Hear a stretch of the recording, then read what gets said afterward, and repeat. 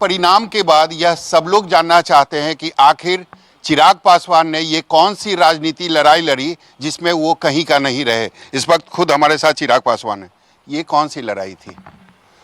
देखिए, लड़ाई पार्टी के अस्तित्व को खड़ा करने की, पार्टी के जनाधार को बढ़ाने की और तमाम उन बंधनों को तोड़ने की जहाँ पे कहा जाता था कि भैया लोक जनशक्ति पार्टी का क्या जनाधार है, क्या इनके पास तैयारी है, क्या इनके पास प्रत्याशी है, कहाँ चुनाव लड़ेंगे, कैसे चुनाव लड़ेंगे, अकेले लड़के देख लें।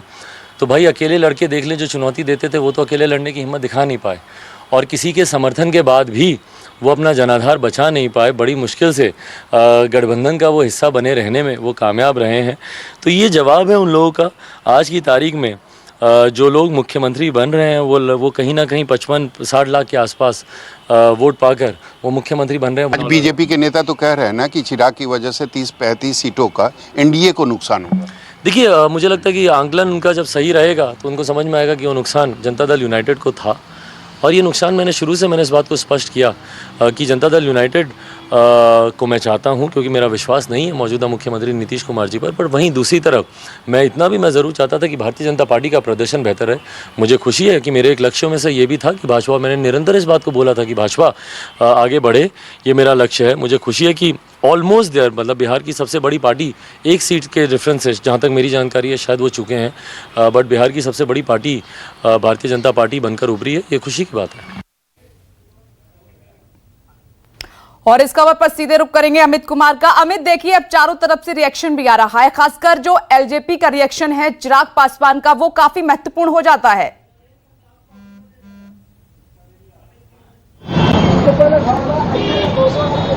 देखिए, महत्वपूर्ण नहीं है वो तो, वो उनकी लाइन ही यही थी कि उनको हर हाल में इस चुनाव में नीतीश कुमार को नुकसान पहुंचाना है और इसी लाइन को लेकर, इसी मकसद को लेकर वो चुनाव में उतरे थे।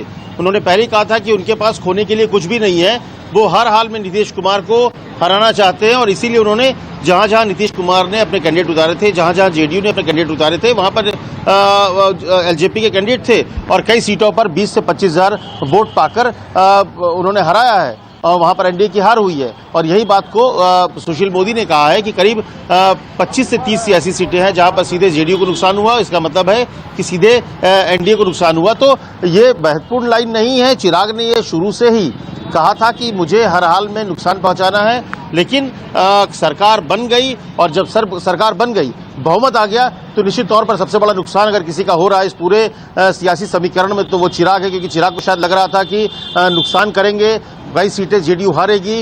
एक समय आएगा जब जो चाबी होगी, सत्ता की चाबी होगी, वो उनके पास होगी 5 या 6 या 10 सीटों के साथ, लेकिन ऐसा हुआ नहीं।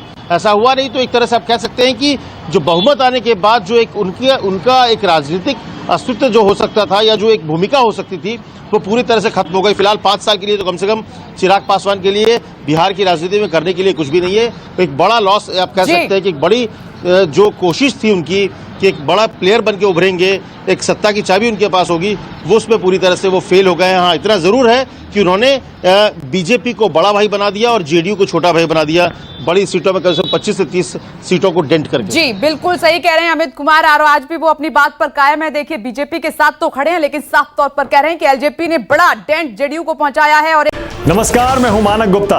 अगर आपको हमारा ये वीडियो पसंद आया हो तो इसे लाइक और शेयर जरूर करें, और हाँ, हमें सब्सक्राइब और फॉलो करना ना भूलें ताकि आप देश और दुनिया की कोई खबर मिस ना करें। चाहे कोई ब्रेकिंग न्यूज हो या कोरोना वायरस से जुड़ी कोई भी अपडेट, पॉलिटिक्स हो या आपकी जेब से जुड़ी कोई खबर, इलेक्शन की कोई न्यूज हो, कोई कंट्रोवर्सी हो या फिर कोई वायरल वीडियो, सब कुछ मिलेगा न्यूज़ 24 पर। तो जुड़े रहिए हमारे साथ और देखते रहिए न्यूज़ 24।